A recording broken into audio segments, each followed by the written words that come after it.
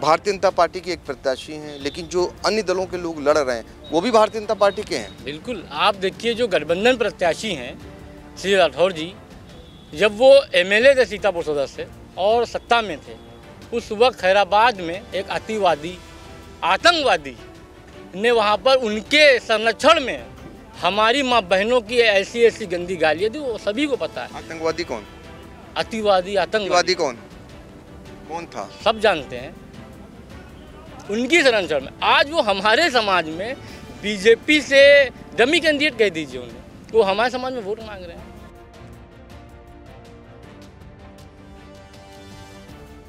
PDA जो है, जो बड़ा हितैषी बनता है खास समुदाय का, आप यहाँ से शुरुआत करिए, लखीमपुर, धौरहरा, सीतापुर, मुरादाबाद, बदायूं, बरेली, आजमगढ़, पूरी बेल्ट, कहीं पे आप क़यादत तो हमारी लीडरशिप की बात नहीं कर रहे हैं, और हमारे सीतापुर में आ जाइए।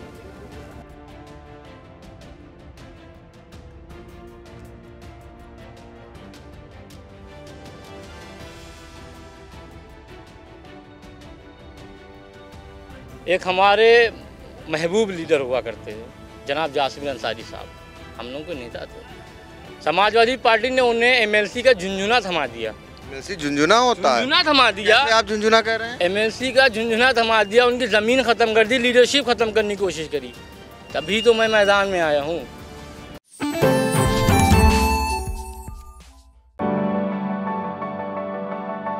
At Singhania Educational Institute, we're not just prepared for the future. We're actively shaping it with technology and innovation. We are preparing to lead tomorrow. Singhania Educational Institute, cultivating knowledge.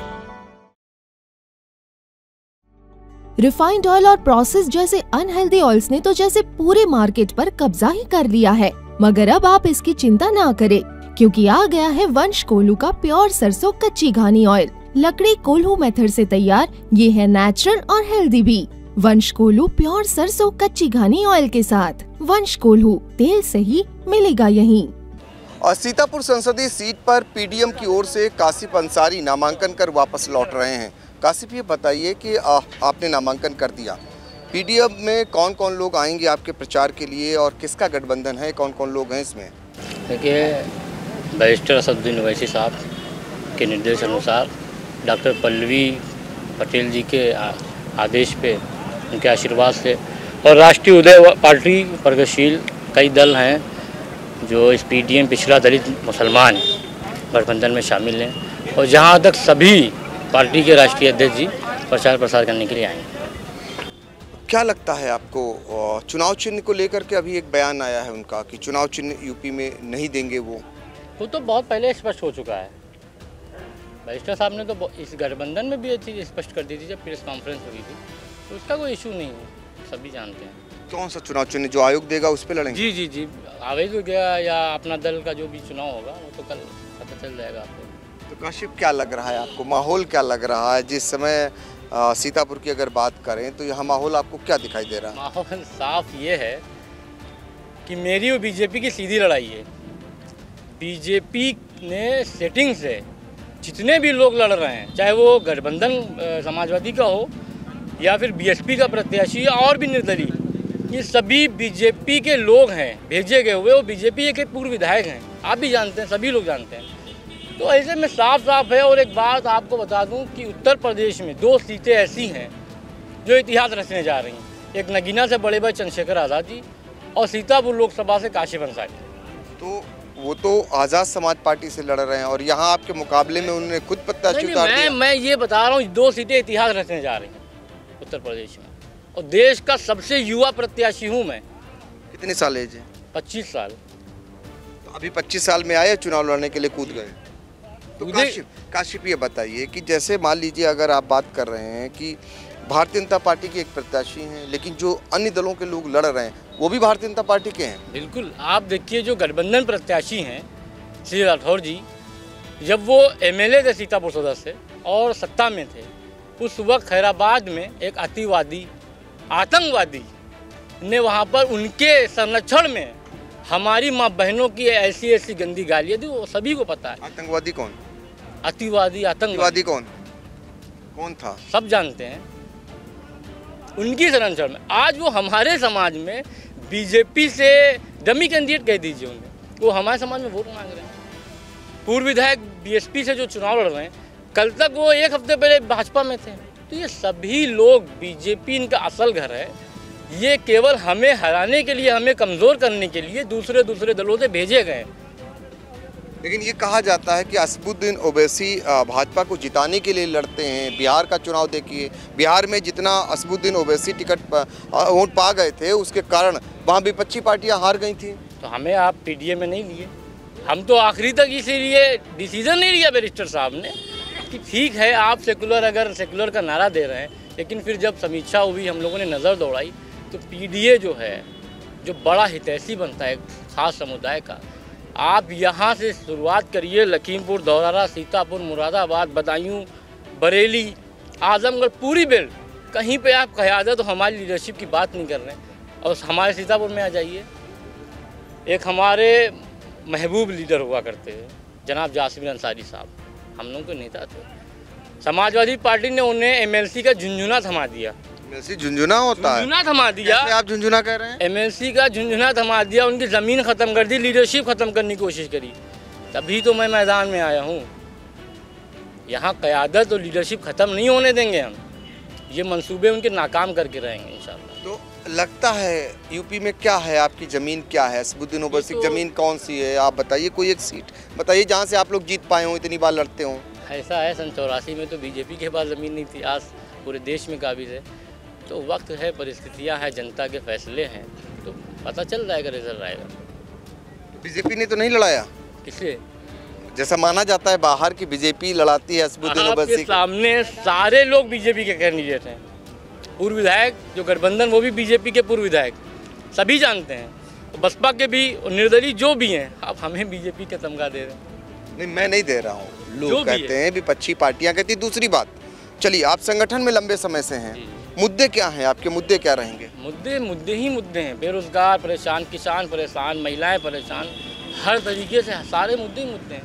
खासकर सीतापुर में बात करें, drama centre, university, girls college और भी तमाम ऐसी चीज़ें हैं। और आप इधर चले जाइए बिस्वा के आगे, जितना सब हमारा आधा ज़िला तो बाढ़ पीड़ित है। बारिश हुई 6 महीना वो रोड पे रहता है, 6 महीना वो घर में रहता है। तो तमाम प्रमुख चीज़ें हैं। आप 25 साल की उम्र में आप आवेदन कराए और सांसद बनने का ख्वाब देख रहे हैं। ऐसे में आप बताइए, कितने साल से राजनीति कर रहे थे आप? राजनीति में हमें सन 2009 से मुझे लोकसभा का चुनाव अच्छे से याद है, जब कैसर जहाँ जी सांसद हुई थी। वही दोहराना जा रहा हूँ 2009 का ये दौर इंशाल्लाह। उधर कैसर जहाँ अंसारी सांसद थी, इधर काशिफ अंसारी सांसद होगा।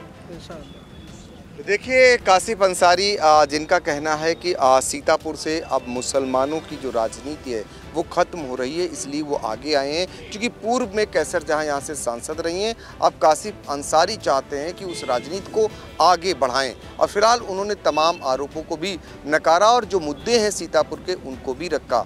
महज 25 साल की उम्र में पहुँचे हैं काशिफ और नामांकन कर वापस लौट रहे हैं। और ये समर्थकों की टोली है, ज़रा देखिए, इनके साथ तमाम समर्थक हैं जो इनका नामांकन वापस जो नामांकन करा के अब लौट रहे हैं। कुछ आप कहना चाहेंगी? मैं ये कहना चाहूँगी कि अब बुज़ुर्गों की आराम की बारी है और क्षेत्र की तरक्की युवाओं की जिम्मेदारी है। युवा प्रत्याशी है, युवाओं को वोट दें, युवाओं को सपोर्ट करें। तो काशिफ के आप समर्थक हैं? मैं पार्टी से महिला अध्यक्ष हूँ। सीतापुर क्या नाम है? सीतापुर नहीं, उत्तर प्रदेश। क्या नाम है? रिया सिद्दीकी। अच्छा, तो रिया जी बताइए, क्या लग रहा, माहौल क्या दिख रहा, कितने प्रत्याशी उत्तर प्रदेश में उतरे हैं आपकी पार्टी के? देखिए, पीडीए मोर्चा हमारा बना है, पीडीए मोर्चा, जैसे कि पिछड़ा, दलित और अल्पसंख्यक है। जो अल्पसंख्यकों मुसलमानों की बात नहीं करते हैं, पीडीए नाम लेते हैं, जो MY समीकरण पे बात करते हैं, लेकिन ट्वीट तक नहीं करते हैं। जब हमारे लोग मारे जाते हैं, हमारे लोग की लिंचिंग होती है, महिलाओं को सड़कों पे घसीटा जाता है, मणिपुर में देखिए आप, लोगों की आवाज़ तक नहीं निकलती है। हम तो उन मुद्दों पे बात करते हैं जहाँ पर कोई भी पार्लियामेंट में नेता जिस बिल का विरोध नहीं करना जानता है, उस बिल का विरोध हमारे राष्ट्रीय अध्यक्ष और हमारे जो पार्लियामेंट में लोग मौजूद हैं, जैसे कि पार्लियामेंट मेंबर ऑफ द इम्तियाज़ जलील साहब, वो भी इस बात को, हर मुद्दे को बाखूबी से उठाते हैं। इंशाल्लाह इसी तरीके से अगर काशिफ अंसारी को अब सपोर्ट मिलता है तो वो भी यहाँ सीतापुर के मुद्दे को उठाएंगे, जो कि यहाँ पे अब तक किसी ने नहीं उठाया। आरिया, एक चीज़ ये बताइए मेरे को कि अभी आपने पहले चरण का चुनाव देखा, पहले चरण में कुछ जगहों पर जो मुस्लिम महिलाएं वोट डालने जा रही थी, उनका बुर्का उतरवाकर उनकी पहचान की जा रही है, कितना सही है कितना गलत है आपकी नज़रों में? देखिए, आज तो स्टेटमेंट वो लोग दे रहे हैं जो बीवी छोड़ करके भागे हुए हैं, वो मंगलसूत्र पर स्टेटमेंट दे रहे हैं, तो अब आप इसका कंप्रोमाइज़ खुद कर सकते हैं। तो बुर्का उतरवा रही है, कितना सही है? देखिए, वही तो बात है ना कि हिजाब पर बात आ रही है, हमारी दाढ़ी पे बात आती है, टोपी पे बात आती है, हमारी अक्सरियत को, हमारी आइडेंटिटी को मिटाने की कोशिश करी जा रही है। अभी इससे पहले एक हुआ था मुद्दा ट्रेन में कि आइडेंटिफाई कर करके दाढ़ी टोपी में मारा गया था, फिर उसको मेंटल बता दिया गया था। तो अब ये देखना है यहाँ पर कि जिन लोगों ने बुर्का उतरवाया है महिलाओं का, तो वहाँ पर उनको क्या बताया जाता है, उनको कौन सी कैटेगरी में रखा जाता है। जैसे कि अभी मैं वहाँ पर नामांकन के लिए जब गई थी तो मुझसे बोला गया फेस ओपन करिए आप, जो कि मैंने फेस ओपन नहीं किया, मैं अंदर नहीं गई, मेरा फेस ओपन ना करके अंदर जाने का यही रीज़न। अच्छा, कासिफ के लिए कितनी मुस्लिम महिलाएं आप चुनाव मैदान में उतारेंगी? मुझे लगता ही नहीं ना कि MIM की महिला विंग से ज़्यादा किसी की महिला विंग मजबूत है। देखिए, कासिफ के लिए मुस्लिम महिलाएं भी अब मैदान में उतरेंगी, तो कुल मिलाकर सीतापुर में अब इस बार ऐसी पार्टियों का भी आपको रुख देखने को मिलेगा, दबदबा देखने को मिलेगा, और चुनावी मैदान में आगे चलकर आपको कई और रंग भी देखने को मिलेंगे। सीतापुर से आई इंडिया के लिए अपने सहयोगी अरुणेश के साथ और सिद्धांत पांडे और हसन गोगा के साथ डॉक्टर पंकज सिंह गौर।